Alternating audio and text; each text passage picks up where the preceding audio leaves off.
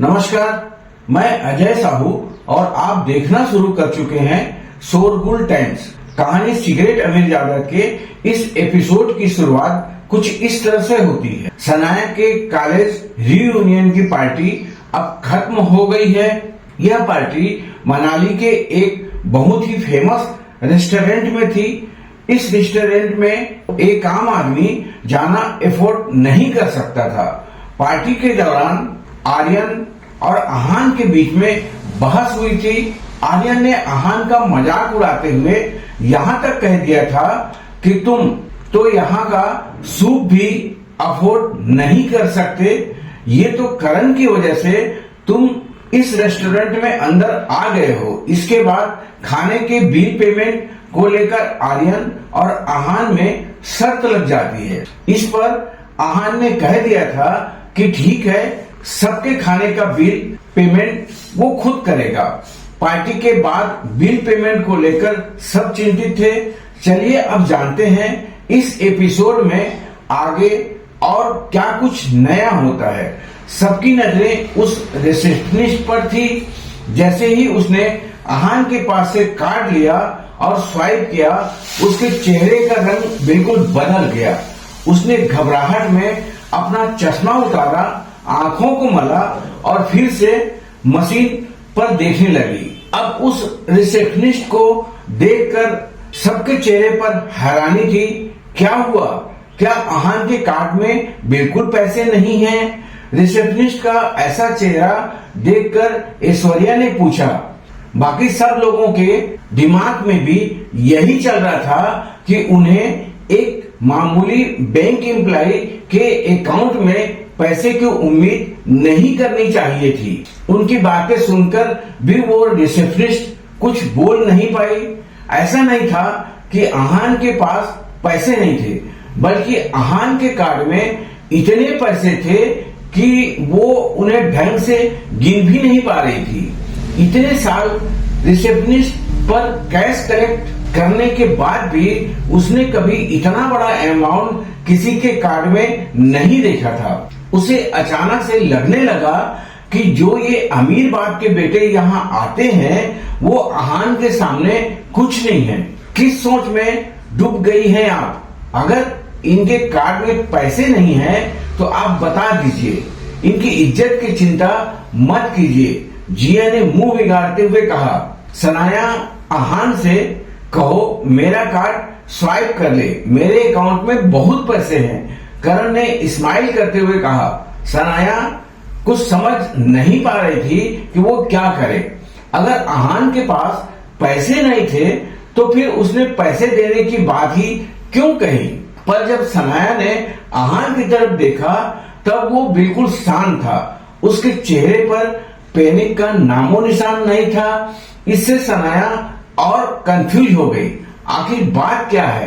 क्या इनके पास बिल्कुल पैसे नहीं हैं? मैनेजर महेश ने रिसेप्शनिस्ट से पूछा। ये रिसेप्शनिस्ट बहुत एक्सपीरियंस थी। हर सिचुएशन को उन्होंने इतने अच्छे से संभाला था।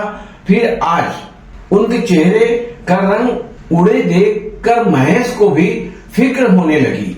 ये बात सुनकर उसने तुरंत रिएक्ट किया। है इनके अकाउंट में पैसे? और मन ही मन में बोली, इतने पैसे हैं कि ये खाने का बिल तो क्या पूरा रेस्टोरेंट खरीद सकता है। अगर पैसे हैं तो तुम सोच क्या रही हो? जल्दी से पेमेंट प्रोसेस करो। महेश ने उसे याद दिलाते हुए कहा। यस सर, अभी करती हूँ, उसने तुरंत बोली और अपना काम करने लगी। उसने आज सच में अपना धैर्य खो दिया था। वो एक मामूली इंसान थी और उसने कभी भी इतने पैसे एक साथ नहीं देखे थे। जब सबने ये बात सुनी तो सबके मुंह खुले रह गए। आहान शर्त जीत चुका था। उसके पास सच में सबके खाने के पैसे थे। महेश जी, क्या ऐसा हो सकता है कि आपकी रिसेप्शनिस्ट से कोई गलती हो गई हो? इस आदमी के पास इतने पैसे कैसे हो सकते हैं? ऐश्वर्या को भरोसा नहीं हो रहा था, इसलिए उसने महेश से कंफर्म करना चाहा। नहीं, उनसे कोई गलती नहीं हो सकती। महेश ने कड़क आवाज में कहा। अगर उनसे कोई गलती हुई होगी तो फिर वो उसकी सैलरी में से कटेंगे। ऐसा कैसे हो सकता है? ये एक मामूली सा एम्प्लॉय है, इसके पास इतने पैसे कैसे हो सकते हैं? आर्यन की आंखों में हैरानी और हार दोनों थे। उसे अभी भी लग रहा था कि कुछ तो बात थी जो सामने नहीं आ रही थी। इसके पास इतने पैसे क्यों नहीं हो सकते? मैं भी कुछ साल पहले तक एक मामूली एम्प्लॉय ही था। महेश ने थोड़ा चिढ़ते हुए कहा। महेश इस बात से इसलिए रिलेट कर पा रहा था क्योंकि ली मेरिडियन का मैनेजर बनने से पहले वो भी एक मामूली एम्प्लॉय ही था। ये देखकर आर्यन चुप हो गया। उसे लगा कि बिना बात के महेश से पंगा लेने में कोई फायदा नहीं है। वो करण के मुंह नहीं लगा था तो वो उसके मुंह क्या लगता? इसलिए उसने माफी मांगते हुए कहा, महेश जी, मेरे कहने का वो मतलब नहीं था। मुझे कोई फर्क नहीं पड़ता कि तुम्हारा क्या मतलब था। बिल का पेमेंट हो चुका है और अगर कोई प्रॉब्लम आई तो वो मेरी सिरदर्दी है, आपकी नहीं। आप आराम से जा सकते हैं, महेश ने तुरंत जवाब दिया। जब महेश ने कह दिया था कि उसकी प्रॉब्लम है तो उसके आगे आर्यन क्या बोल पाता? आर्यन, बिल पेमेंट हो चुका है, तुम्हें याद तो है ना कि तुमने क्या कहा था? सनाया कब से चुप थी, वो अब बोली। ये सुनकर आर्यन का चेहरा पीला पड़ गया।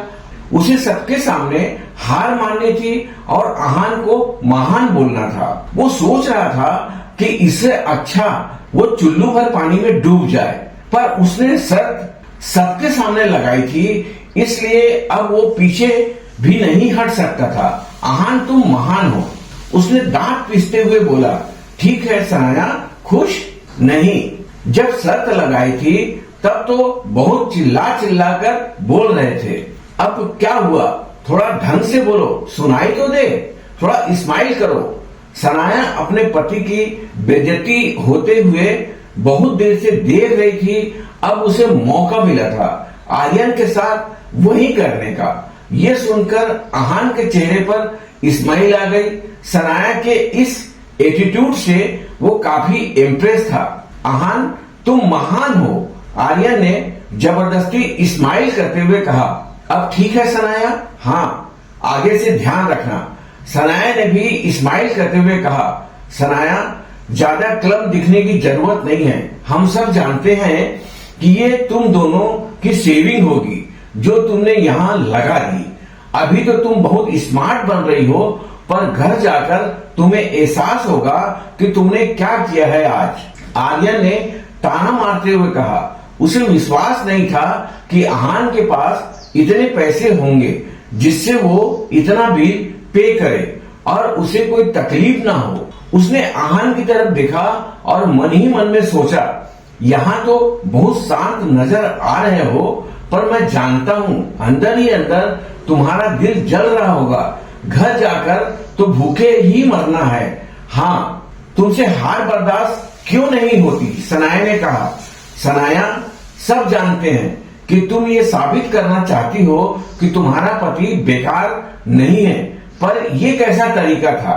तुम्हें बुरा नहीं लग रहा कि तुम्हारी वजह से तुम दोनों की सारी सेविंग खत्म हो गई है? तुम्हारा पति एक मामूली एम्प्लॉय है और उससे तुमने एक ही टाइम के खाने में सारे खत्म करवा दिए, आर्यन ने कहा। ये बात सुनकर सनाया को हंसी आ गई। इन्हें अभी भी ऐसा क्यों लग रहा था कि मामूली बैंक एम्प्लॉय होने के बाद भी उसने इतने बड़ा अमाउंट पे किया, फिर उसके माथे पर कोई शिकन तक नहीं है।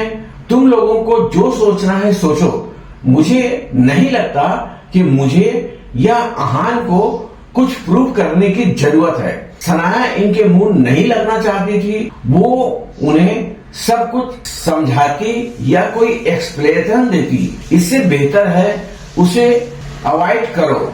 अच्छा, अगर तुम्हारा पति इतना ही अच्छा है तो फिर तुम किसी की मिस्टेक क्यों बनी? इस बार ऐश्वर्या ने ये बात कही थी। ये सुनकर सनाया के ऊपर जैसे बिजली गिर गई हो।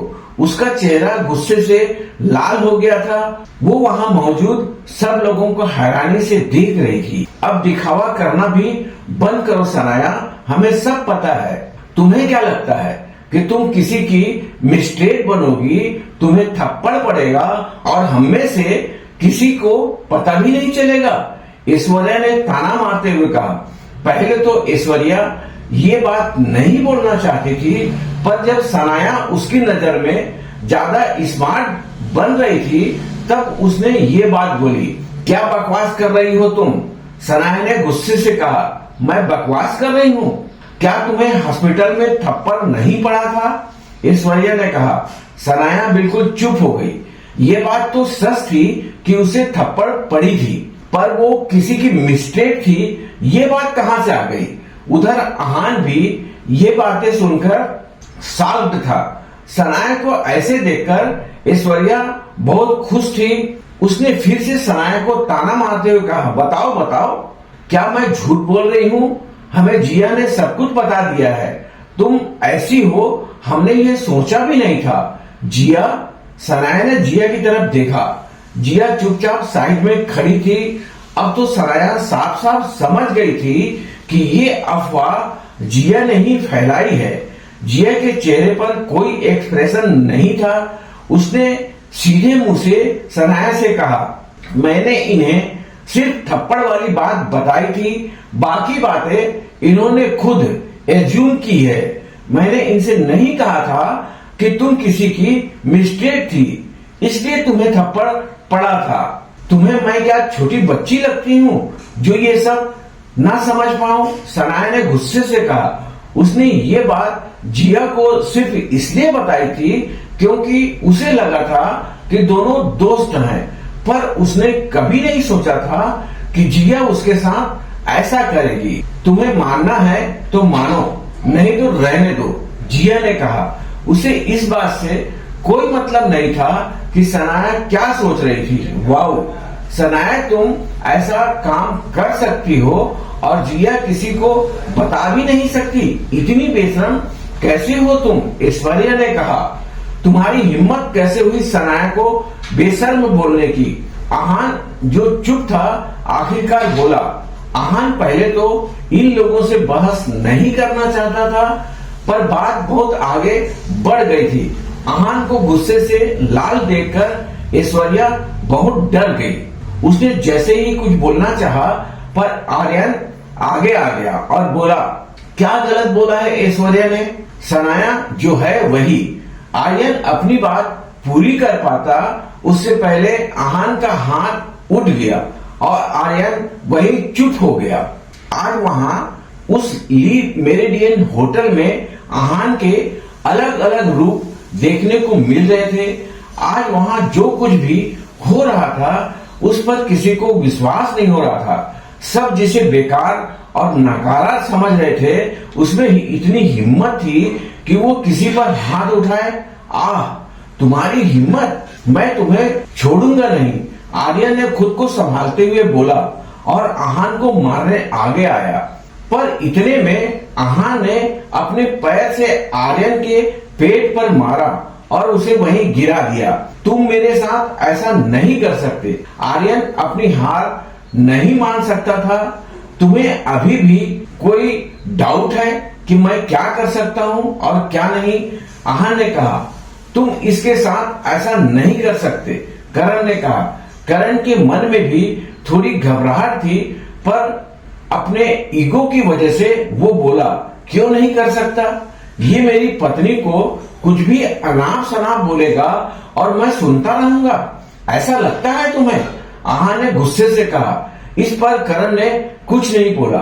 जिया ने भी नहीं बोला था कि उसने सनाया की मिस्टेक होने की बात बोली थी, इसलिए कोई भी उस टॉपिक पर बहस करना नहीं चाहता था। और डॉक्टर जिया, तुम आगे से उतना ही बोलना जितना तुम्हें पता हो।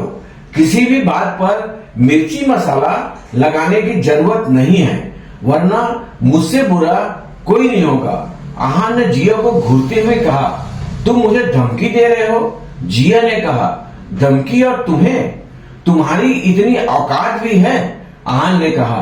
जिया को हैंडल करना आहान के लिए कोई मुश्किल काम नहीं था। अब किसी में भी इतनी हिम्मत नहीं थी कि वो कुछ बोले। जिया भी चुप हो गई।